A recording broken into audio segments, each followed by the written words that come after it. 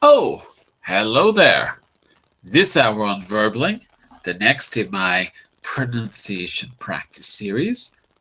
This is the series of classes that allows you to deepen your understanding of the pronunciation system in English and work on all those difficult things, those details that you might not otherwise get. So specifically today, we're going to be working on looking at all of those, I would say, all of those things that are not so obvious that we've looked at in bits and pieces in other classes. We're going to try to put them together in several activities and give you a chance to practice.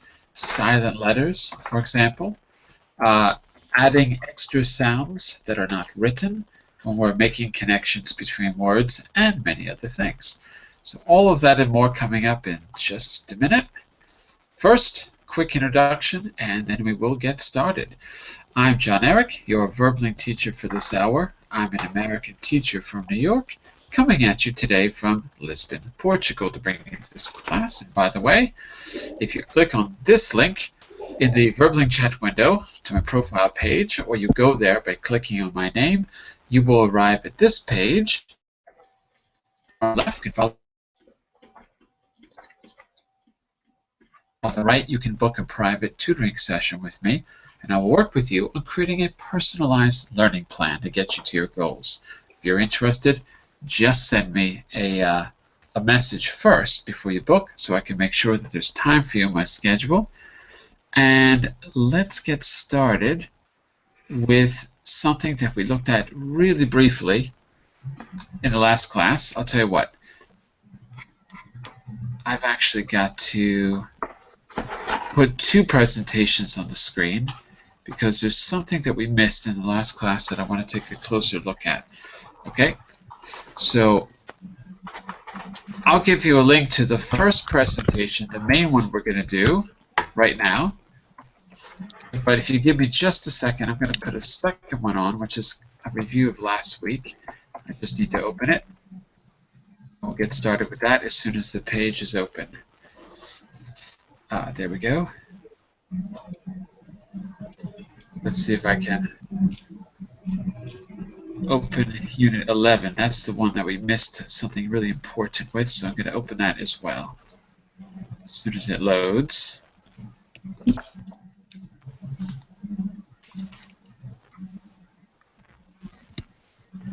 Okay. Nope, not there yet. Let's try again. Okay, now it looks like it's loading. Okay, so as soon as that's open, we'll get started. In the meantime, let me just check that everyone's microphone is working. So, Mr. Arnaud, how are you today? I'm fine, John Eric. And you? Very good, very good. Nice to have you back. Mr. David, how are you? I'm doing fine, thank you. How are you doing? Very good. Jose, how are you today? Hi, John. Couldn't be better. Very good, excellent. And you? Good, good. And Rebecca, what's up, Rebecca? Hi, how are you? Good, good. Okay, and one last person we have, Wilson. Hello, Wilson, how are you? Fine, and you? Good morning, everybody. Very good, very good. So, Wilson, let me guess, you are from Brazil? Yes. Oh, just a wild guess. Maybe it was the flag, I don't know. Yes, I think so. Okay, very good. So listen, let's start here, everybody. We should have some more people joining us, but we're going to get started with or without them. In the very last class, we sort of ran out of time. Let me just go back. No, that's not it. I'll show you where we were. Hold on. Okay, yes. So, in the very last class, a week ago, we looked at what I called weak forms. And we saw those weak forms. I'll explain what that means in just a second. We saw them in this exercise where we had everyday expressions. So the problem is we didn't quite get to the last activity, and it's kind of important. So let me show you what I mean by a weak form.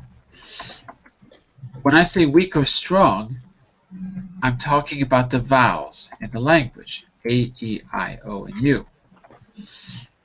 And if you see, for example, this first expression, to take something with a pinch of salt, notice, because it's an everyday expression that we use all the time, I say it a little bit quickly. Take something with a pinch of salt. A pinch of salt. Notice I don't say a pinch of salt, but I say a pinch of. I don't say the O in of, and I don't really say the A in the article a. I say a and of.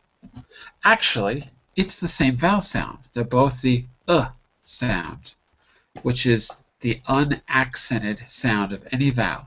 A pinch of salt. With a pinch of salt. A second thing to notice here is, notice how I connect the sounds together. To take something with the.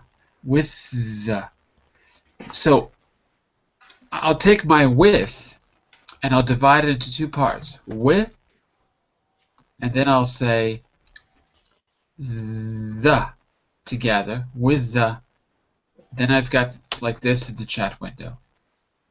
Pinch of. Pinch of. Same thing with pinch. Pinch of, which looks like this. With the pinch of salt. And then salt is alone. So what you've seen there are the weak forms of the vowels. Instead of a, it's a. Instead of, it's of. And also you've seen the connections between the words. I don't say with a, I say with a. Not pinch of, but pinch of. Okay? So, I first want you to just say these expressions and see if you can create that little liaison between the words and use the weak forms whenever you see a preposition, or any word that is not a content word, what we call function words. So function words are prepositions, articles, some adverbs. Okay, all of these words are not 100% essential to the meaning of the sentence. They make connections. First of all, any questions about what a function word is before I go on? Any questions about that? Everyone understands? Yes. Yes. Yeah? Okay. Not sure if I believe you, but okay. Because this is kind of advanced, but okay. Test us. Okay. Well, I'll test you because you're going to say these sentences or phrases. And any questions about what a weak form is, or what I mean by making a connection between words. So any questions about those two things before we start? So for you, weak form means linking words? That's what you mean by weak forms? No, what I mean is instead of saying the article a, like this, as in the word snake, whoops, the weak form would be unaccented, or we could say unstressed. Yep. Okay. Yes. And the sound is more or less Relax. It's a schwa. schwa. As in the word sofa. As in the final syllable in sofa. That sound. And that schwa sound, as you said, schwa, the name of the symbol is schwa, is and it's the sound of any vowel in the English language, A, E, I, O, or U, any vowel when it is not stressed. It only happens when we speak at our normal speaking speed. When you slow down the word, you don't pronounce it that way. Okay? So, listen to me and repeat the first one just to get the sense of how to make a weak form, okay? I'll say it once, and then I'll call on each of you individually. Just say it once. Let me just hear how you do it, okay? So I would say, not to take something, but to take. To take. To take something with a pinch of salt. To take something with a pinch of salt. So if I slow that down, it's to take with a pinch of salt. Okay? Arnaud, let me hear you say that first expression for me. To take something with a pinch of salt. Okay, good. The only problem was the word salt. There's no L. Say it like this. Salt. Salt. Salt. That's it. Very good. So just remember, if your tongue touches the roof of your mouth, when you say salt, you're doing it wrong. The tongue cannot touch anything. Salt. Okay. Only when it touches for the T, that's okay. You can say salt. That's okay. But you wouldn't say salt, because when the L, which is called a tap, the name of that point of articulation is the tap, the alveolar tap, because the little bump behind your teeth is called the alveolar ridge. When your tongue taps that ridge, you have a problem, because it has to tap it twice, once for L, once for T. So one of those taps gets canceled, the first one. So instead of saying salt, which is too difficult, your tongue floats in the air, sol, and then taps for the T, salt. Okay? In French, Italian especially, and I suppose, yes, maybe Spanish, but not so much. But definitely French and Italian. I know they have a real hard time with this, Italians in particular. Okay, so not bad. Mr. David, to take something with a pinch of salt. To take something with a pinch of salt. Perfect. Mr. Jose, you try. Okay. To take something with a pinch of salt. Or salt. Okay. Very good. Yeah, you corrected yourself. Good. Okay. Just the first one again. Not to take, but to take. To take. Not to, but to. To take. Yeah. To take. That's To. it. To take. Okay, good. Remember though, Jose, Yes. the sentence stress is on take, not on to. So the is just very quick. To To take. take. To take. Not To. to take, but to take. To take. To That's take. it. Okay. That's it. And so the reason why it's a weak To form, take. Yes. Jose, wait. The reason why it's weak is because the stress is on the second word, not the first. The stress is on the second word. Okay. Take. Yeah, Take. right. Okay? If the stress was on the first word, it would not be weak. It would be to. If it was on the first word, it would be to take. But it's not. It's on the second. So it's to take with a pinch of salt. You see, it's always, the weak form is always the one that is before the stress, the sentence stress. Okay, I hope that makes sense. It's a bit confusing. It's quite advanced. If there's any questions, just ask.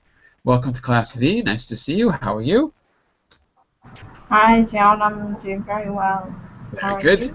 you? Good. Nice to have you back. Yeah. Ms. Rebecca, you try it once. To take something with a pinch of salt. Okay. To take something with a pinch of salt. Try again. Okay. To take something with a pinch of salt. That was better. That was much better. I want you to try it again one more time, but just a little bit slower and exaggerate. Listen to how I do it, Rebecca. Okay. Like this. To take. To take. Good. Not to, but to. To take. To take. Perfect. With a pinch. With a. With a pinch. And then pinch of salt. Pinch of. Pinch of salt. Pinch of. Pinch of salt. Okay, that sounds not bad at all. Not bad. Okay, very good.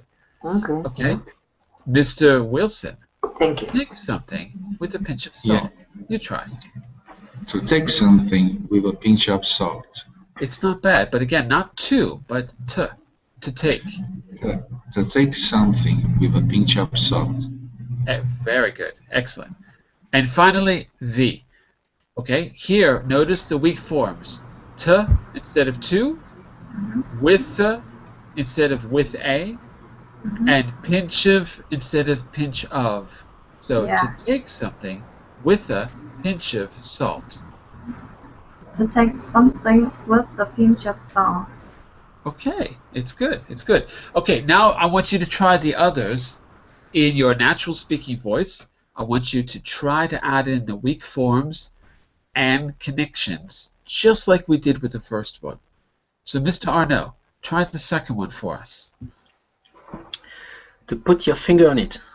Good. To put. To put. Not to. To. Okay. To put. Yeah, that's it. To put. To put your finger on it. To put. I know it sounds weird, but it's right. To put. To put your finger on it. Okay, on it. Good. It's not bad. Also, you made the connection between on and it. On it, which is correct. Okay, Mr. David, the third one. To put your finger on. Oh. A third one. Yeah. To be like a red. Wait. You can say it twice. Say it once to get the hang of it, and say it twice if you want to correct it. Right. To be like a red rag to a bull. It's difficult. Red rag. To be like a red rag to a bull. Right. Red rag. It's difficult. To be like But a you- red rag to the bull. There we go. That's it. What is it to be a red rag to a bull? To be a red rag. Well, have you ever seen a bullfight, Wilson? Yes. What do they use the red rag for? When the matador, when the torero shakes the red flag, what happens? What does the bull do? The bull do, or when he sees the red, something red. Is that yes? Exactly. What does the bull do when he sees something red? He Was he- advances toward the torero. See? Exactly. So this expression means that you make someone angry, just like waving a red rag in front of a bull. So if you make me angry, you say something that's going to make me advance rapidly.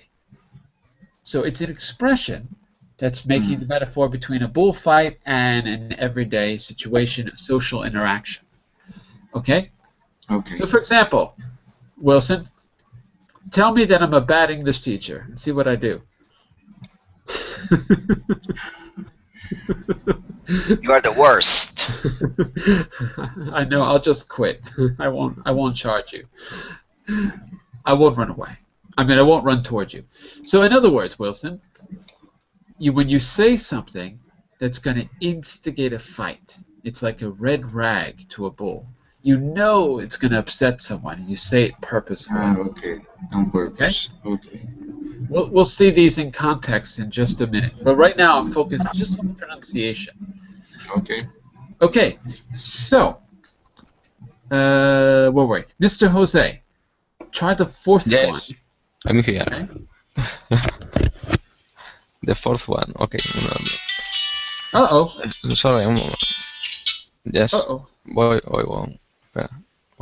Va. The fourth one. Okay. Mhm. Fourth one. Okay. To be on the tip of your tongue. Last word is tongue. Tongue. To be on the tip of your tongue. Okay. So, what do you think? Do you have all the weak forms in there? To be on the tip on your tongue. Which words in that sentence are function words, not content words, Jose? Yes. Which words? function words. Mm-hmm. Be, no? No. No? No. Be is the verb, so it carries meaning. Yes. So remember what function words are: prepositions, articles, and adverbs. Okay. Function words do, Yes. Yes. the, Yes. y of. Exactly. Those are the function words. All those are going to be weak. All of them. Okay. Let me show you how this works. So it'd be to be, to be. To be. Yeah, not to, but to. Soft. Exactly. To be. To be. But I'm still hearing to, Jose. Careful. It's not to. It's to. To be. That's it. That's it. To Good. be. Okay. To be. Next one would be on the. On the. That's good. Tip of. Tip of. That's good. And then your tongue is normal. Your tongue. Your tongue. Okay. So put that together. To be on the tip of your tongue. Tip of. Tip of your tongue. Good. Listen to me say the whole thing. Yes. To be on the tip of your tongue. To be on the tip of your tongue. Not tip of. Tip of. Tip of. Okay. To be on the tip of your tongue. That's much better. Much better. Okay. Yeah. So, remember, we're probably exaggerating a little bit here, right? Because we're going a bit slower than normal. But that's how you do it. Slow it down, exaggerate it, and when it becomes comfortable, then when you're in your normal speaking voice, it'll probably sound pretty much perfect. So there's no problem exaggerating it. To be on the tip of your tongue. To be on the tip of your tongue. Okay? And you can keep the pauses in the same places. To be, pause, on the, pause, tip of, pause, your tongue. Then when you speed it up, and you put the pauses in the same places, it should sound pretty natural. Well, I don't know what to say. It's on the tip of my tongue. Do you see what I'm saying? So that sounds pretty much like a native speaker. It's on the tip of my tongue. Tip of. Okay. Ms. Rebecca, let's try the fifth. Okay, the fifth. To come to a sticky end. To come to a sticky end. That's it. To come. Here it's got to be tua. It's got, yeah. Come to a sticky end. Yeah. Okay, that's good. To come to a. Yeah, I can't say ta, right? Because it doesn't sound right to say ta in this case. So the second two has to stay at two. Otherwise, it would be two uhs, right? Ta sounds weird. So to come to a sticky end. Yeah, sounds good. Sounds pretty good. Okay, Ms. V, what about the sixth? To not be yourself. Yeah, the only one that's a function word there is the to. So it's to not. That's right. To not be yourself. Be is normal. Okay, very good. Mr. Jose the seventh. Wilson the seventh. Oh. 7. To be at the loose end. Okay, good. Here, at, instead of a T, like Tom, it's going to turn into a D, like dog. So add. Not atta, but add. So I want you to say this.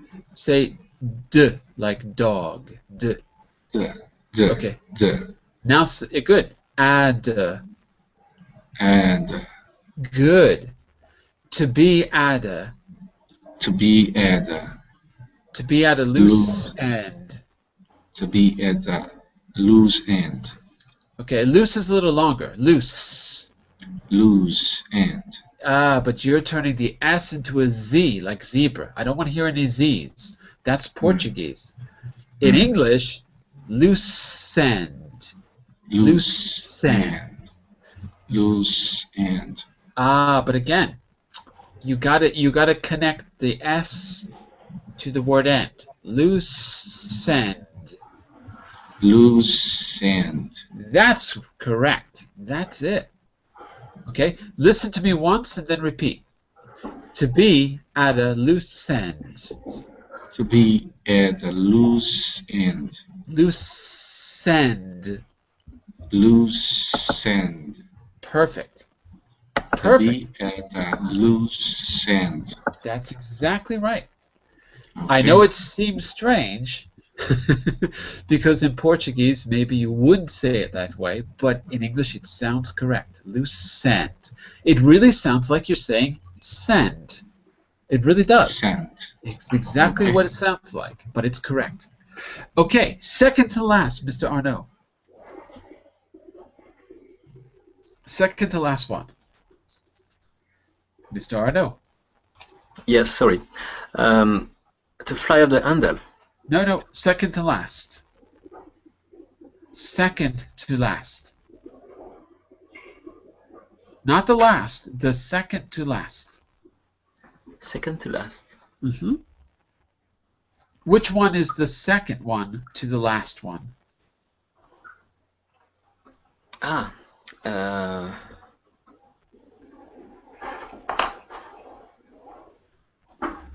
Uh-oh. Second to last is the same as the penultimate. Or no.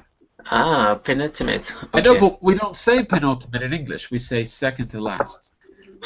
Okay. To beat about the bush. That's good. To beat about the bush. About the. So it's about the. Here, to make it easy, the T in about becomes a D. About. It's almost like you're saying about. But then the D joins together with the word the, becomes the. About the. So say it again. To beat about the bush. To beat about the bush. To beat about the bush.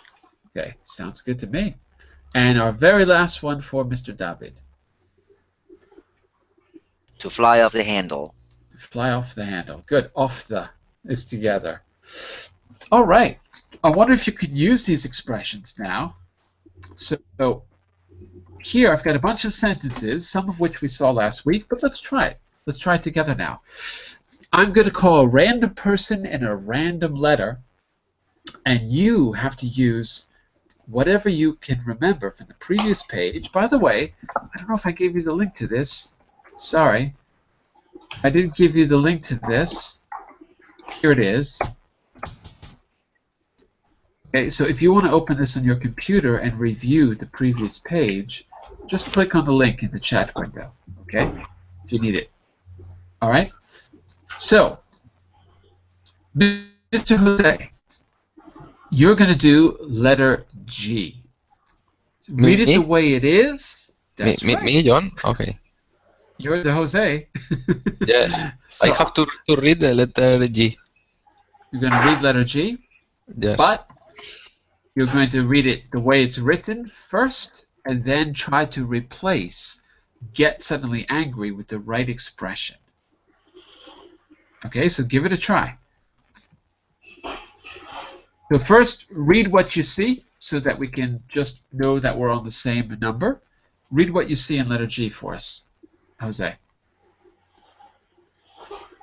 Okay. Why do you get suddenly angry whenever I mention our financial problems? It really doesn't help. Exactly. Okay, very good. Now I want you to read it again, but this time I want you to put in one of those expressions. What expression do you think is the best? I don't see any expression. Oh, you don't remember them? Uh-oh. No, all of them, no. Oh, come on. Let's go back. Hold on. Oops. There we go. Take a look.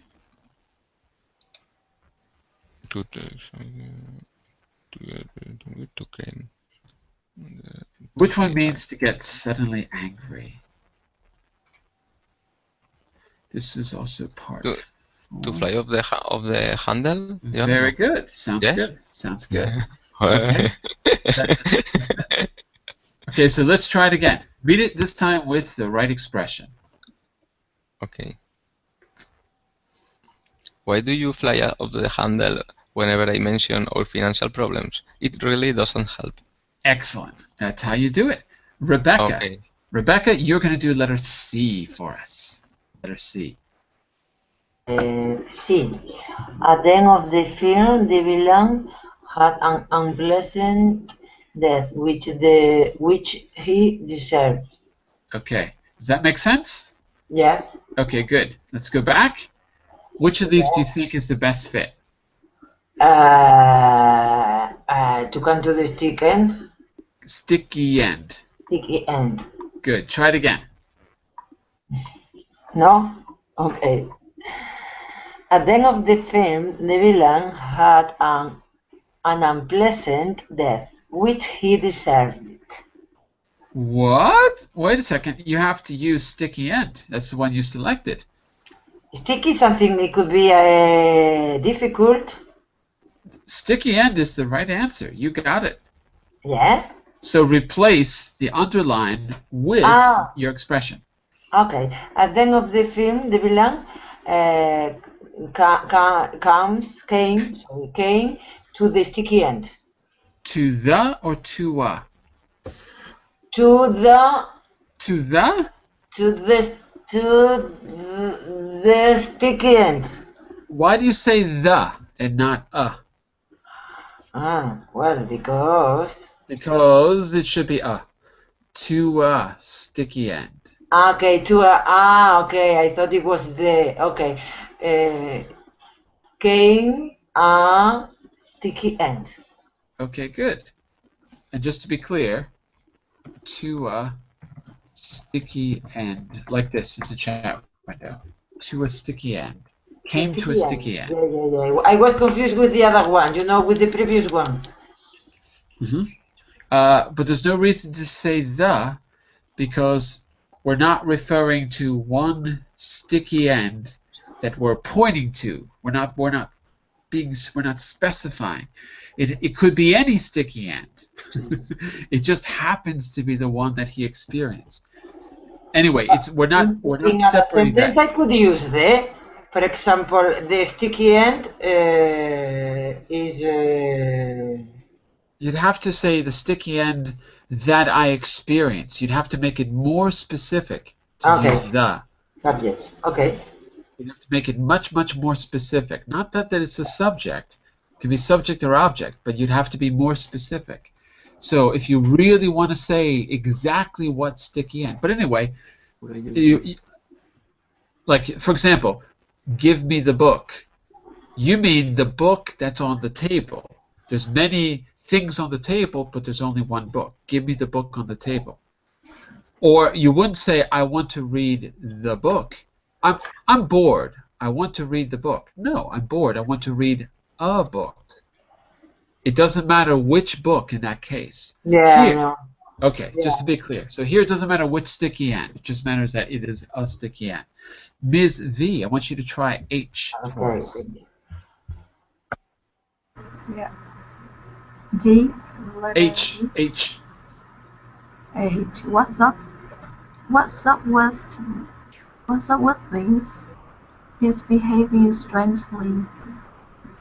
He's not being himself. No, he's not himself. Good. Okay, so one more time with the right answer. Good. What's up with Vince?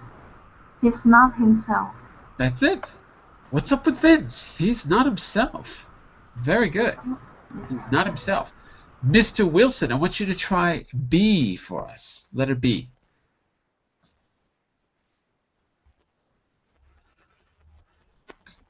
Mr. Wilson, are you out there? Mr. Wilson. Okay, I'm here with the mic on now. Okay. Just say what you think. Don't avoid what you want to say because you feel embarrassed. I believe in being direct with people. Let's see. So let's take a look. What you want.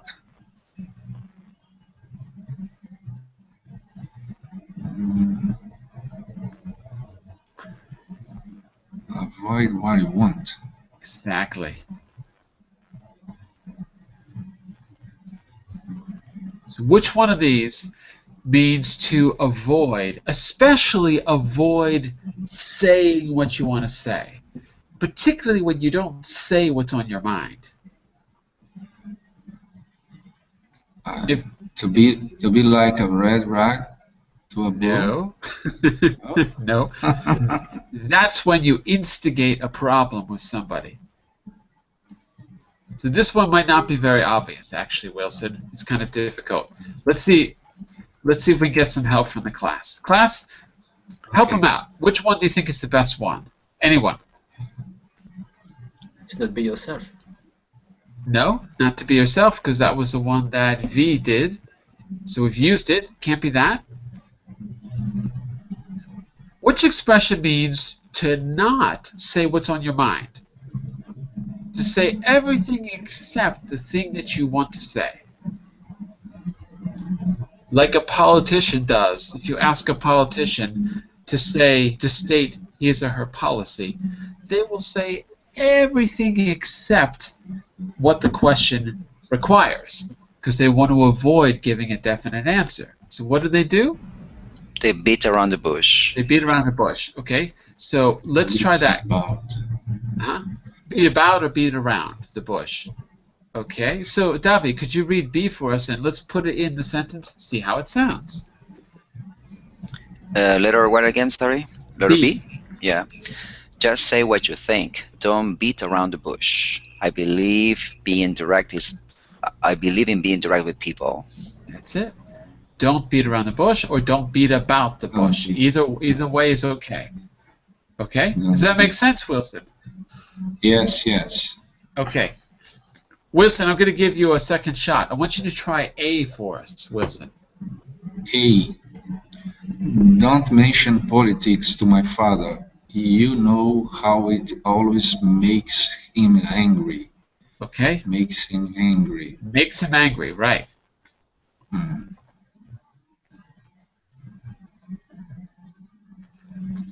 You know what he's going to do if you start talking about politics. To come to a sticky end? No, that would mean that he probably dies. He doesn't die. But what he is going to do is charge at you with his horns and impale you. He's going to get angry. Okay, so it's the third one, to be like a red rag to a bull. That's correct. Okay, so now try to fit that into the sentence. Replace the underlined phrase with red rag. Don't mention politics to my father. You know. How could you say that? You know. Don't mention politics to my father. You know. It is like a red rag to a bull. That's okay. You can say it just like that. Don't mention politics to my father. You know, it's like a red rag to a bull. Perfect. A red rag to a bull. That's okay. It. There's many ways you could say this, by the way. That's one. You could also say, don't mention politics to my father. You know, it's like waving a red flag in front of his face. He's going to charge at you. I mean, you can change the metaphor in different ways. I mean, as long as you're saying the same metaphor, you can say it in different ways. But anyway, yes, you know, it's like a red rag to a bull is good. Okay, very good. Okay. So the best thing you can do is to take these expressions from A to H. Is it A to H or A to I? A to I, and practice them on your own using weak forms and those connections between words. But I want to focus specifically now on the connections, because we've talked about them, but I want you to really see them. So I want you to, here it says, listen and write these exact phrases. Why might the idioms be difficult to understand? Well, we've already done those idioms, and they're difficult to understand partly because of these pronunciation issues, the ones that you see right now on the screen. Notice the different ways that the words link together when we speak fast. And you can see in number one, it's like sometimes you won't hear the T in it's. I mean, it's there, and I say it, but some people might not say it because it's so fast. It's like. Sounds like is. It's not is, but it sounds like it. Is like a. So we connect like and together. It's like a. Red rag. Drag. The D could be dropped if we're speaking quickly. For that, you got to speak really quickly, to be honest with you, because I say the D. So it's like a red rag. Red rag. I kind of move the D over to the rag and say drag. So if you listen really carefully, it's like a red rag to wa. Now that's important. There is a magic W between the to and the article a. So instead of saying to we say to wa. Not everyone says this, but it's very common to insert that because it's difficult to put the two vowels together. So the main things are lika and tuwa. I think those are the most important things. Those are the connections. It's like a red rag to a bull, Okay? So notice those. Let's try it. Or no. It's like a red rag to a bull. It's like a red rag to a bull. To a bull? Uh-oh, got a little problem. There's no L's at the end of a word. Not Okay. Not bull, but bull. Okay. It's like a red rag to a bull. Okay, the bull is perfect. Red rag. Say it again. Red rag. Red rag. Okay, good. Yeah, that's it. Okay, not bad, not bad. Mr. David, try the second one. Look at the diagram to help you. Okay. Don't beat about the bush. Yeah, beat about. Don't beat about the bush. That's it. So the T at beat becomes the D, like dog, and it connects to the about, so it's be the about. Okay, you said it right, but just to be clear, don't, not don't, but don't be the bow the bush. Don't beat about the bush. Don't beat about the bush. Okay, I have a question. Yeah. In this case, the T, are you holding the T or are you making them D? Because there's a difference between holding the T and making them D. For example, the first one, I believe you're holding the T. You say No. don't. Oh, you withholding the T, you mean. Withholding Yeah, it. we hold. Yeah, we hold the Exactly. T. You're withholding it, correct. In the second one, it becomes a D. It softens. Okay. Remember. Just to make clear. Right. But remember, that's because I'm American. If I was British, it would be don't be about the bush. Yes, exactly. So the T softens. Beat about. Now, in this case it's not appropriate, but sometimes the T sounds like a ch sound, like thinking about you. About you. In this case, don't bitch about the book. Don't bitch about the book. Doesn't work. Doesn't work. No, because that's with an oo. That's with an oo sound. Gotcha. Right? So if it's an oo, well, got. There we go. Gotcha. I got. Gotcha, but it's you. Got you, right? Because it's you. You can shorten you, but it's still you. But because that's why it's a ch. Got you. Say it fast. Gotcha. Gotcha. Right. And here it could be beatcha because it's not really a it's because it's a U. It's got to be a U. I think that's it. Not all these rules are written down. It's sometimes hard to know because they're very intuitive. Anyway, long and short of the story is the T softens to a D, and it's about. Beat about. Okay. So, Mr. Jose, let's try the third. Look at the two IPA symbols, Jose. This is important. Okay. There's a wa and there's a yeah. Yeah. That letter J is not a J. That's the IPA symbol for the sound y as in yellow. Yellow. Okay, give it a try. Okay. He came to a sticky end. To a sticky end. Yeah, so a little slower. He came to a sticky end. Yeah, but slower. Do it really slow so we can really hear those connections. Really Okay. slow. He came to a. Mm-hmm. He came to a sticky end. No. Sticky yend. Sticky end. That's it. Good. Okay. So it's to To a sticky end. yend. Yeah, because you can't put two e's together. He came to a sticky end. That's perfect. Very Okay. good. Very good. So my suggestion again is that you say these things really slowly and get used to them. When you're comfortable, you start to speed them up. But if you can get them when they're slow, right, you should have much more accurate pronunciation when you speed it up. Rebecca, we're on the fourth one. Fourth one. Which one Okay. is Okay, you've? now, yeah. You've just put your fingers on it. Fingers? I don't see an S. Fingers, yes, sorry, finger on it. Okay. You've just put your finger on it. Okay. So, what do you do with the T's in the sentence? Do you say them or do you withhold them? Well, you've just put your finger on it. So Yeah. in my mind it's the T, but I didn't say it. Exactly. You really don't say them. You've just put your finger on it. Yeah, it's like one word.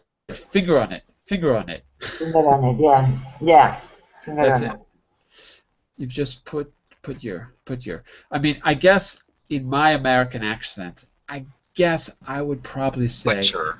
put your dear, like D-E-R. Put your. I'd probably say it like that. This is written for British English, so it's a little bit different, but probably I'd say it like that. You've just notice I don't say. It's English. This is written in for British English speakers. British, yeah. My English is British, so. Your English is not British. Come on. Come on, it's British. It's more British than American. Yes. It's international. Well, that is right. Yes. I've never heard you ask for a spot of tea. Like a spot of tea there. Well, come on. And no, I don't have a British English. Come on. I've never heard you say, "Oh, I might." Because it's the influence, a big influence from my Spanish accent.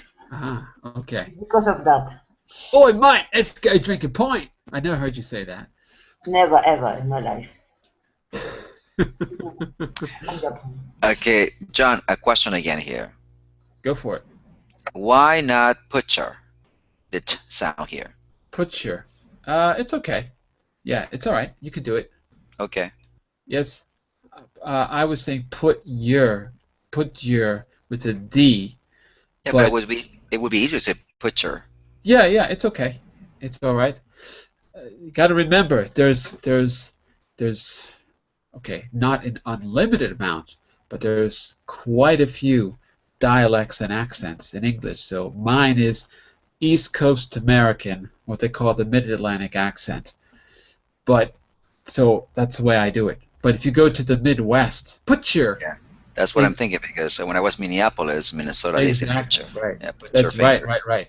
But they speak funny. You speak funny too, for them. No, even for them they speak funny, because they all sound like they're in Fargo or something like that. No, that's not true. That is pretty true. It's pretty true.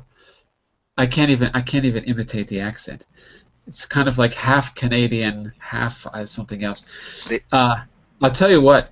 If you watch the movie Fargo, right? I did, Yeah. but I lived in Minneapolis, Minnesota for 7 years. They don't speak like that.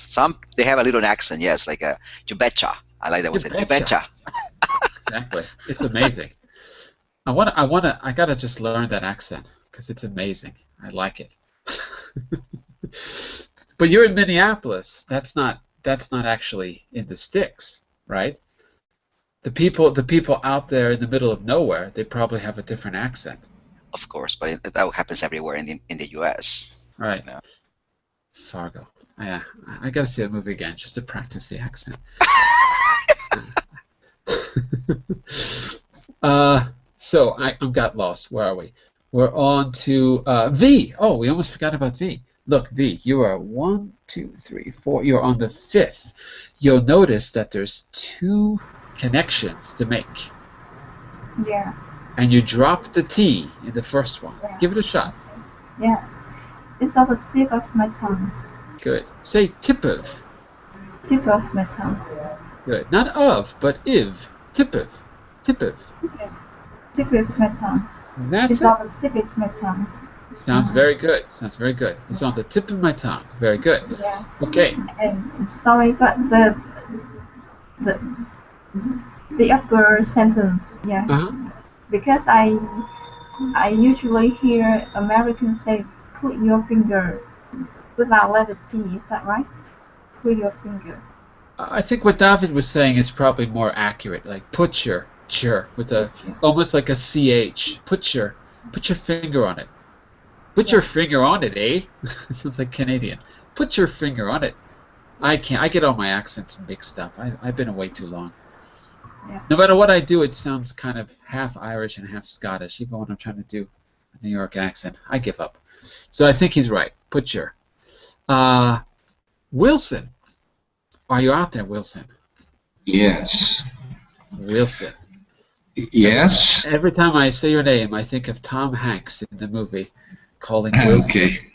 Wilson. Yes. Wilson. I want you to take a look at the 1, 2, 3, 4, 5, the sixth one. Yes, the sixth one. I'm at a loose end. Wait a second. We learned that one. Not loose end, but loose end. Send. Loose end. Good. I am at a loose end. Okay, keep going. You fly off the handle. Not off, but that letter J is the symbol for the sound y. Y. You fly off. Good. You fly off the handle. Perfect. Very good. Remember, I know it looks like a W and a J on the screen, but it's not. It's the International Phonetic Alphabet symbols. And just to be clear, if you type in international, whoops, I spelled it wrong, phonetic alphabet, the fastest place to go is Wikipedia, because it's not the best place to go, but it's the fastest. And if you go to Wikipedia, you will see those exact same symbols. If you just scroll down a little bit to the chart, whoops, there we go. I'm going to make this bigger. Okay, and I'll see if I can blow this up just a little bit. In reality,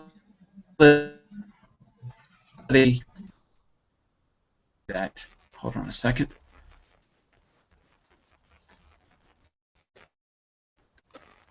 Okay, anyway, now you can see it.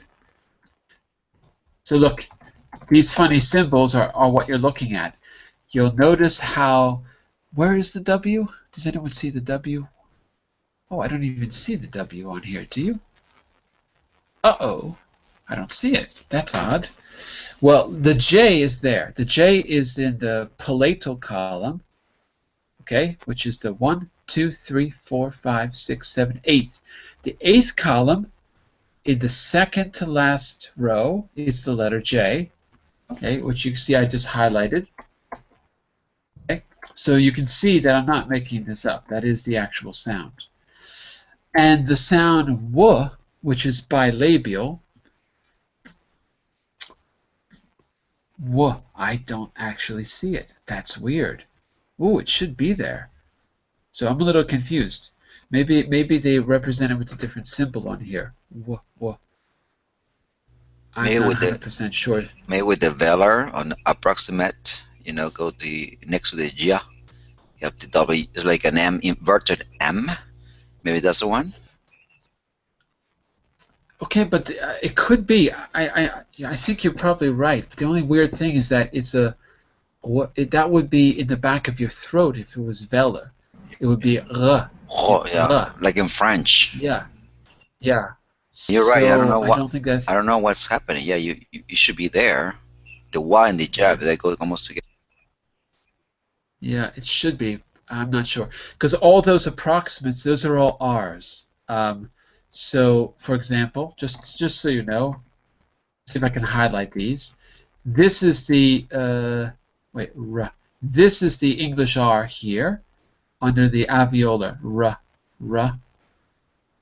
And then this is the Hindi R ra, right? So the like when you're speaking Hindu or one of those dialects. And then the ya, same position, same exact position in your mouth on the middle of the palate.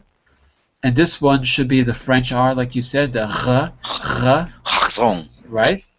Yeah, it should be that. And yeah, I don't see the w sound, which is confusing to me. You know what? It may be.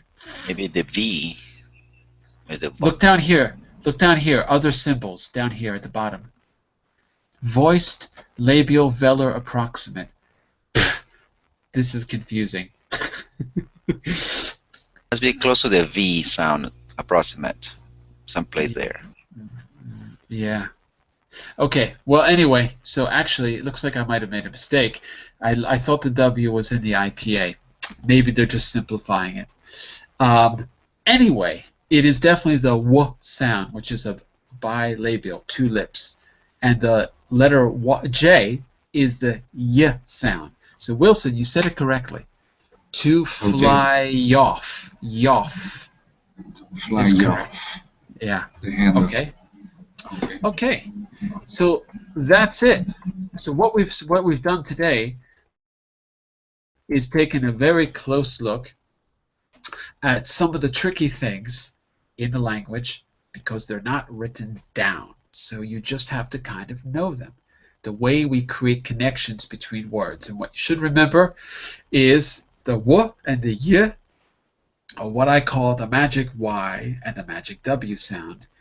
The magic Y, Y, occurs between two vowels. And the magic W occurs between a consonant and a vowel. So go to this presentation, practice saying those phrases slowly, right? When you feel comfortable, start to speed them up, and you should have very accurate pronunciation. That's my suggestion. Okay, we got to stop here. We're going to continue next week by taking a look. Basically, it's going to be one giant quiz. I'm going to try to quiz you on all the tricky things from the entire series. That's going back almost a year of classes. So silent letters, connections between letters, and using the IPA. But I'll be back in 30 seconds or so to start the Business Basics class. We're going to be finishing our unit on getting promotions and moving up in your job. So stick around for that, everyone. Bye for now. See you soon. Bye. Okay, thank you. Bye for now. Bye-bye. Could you be a little louder, please, Bunny?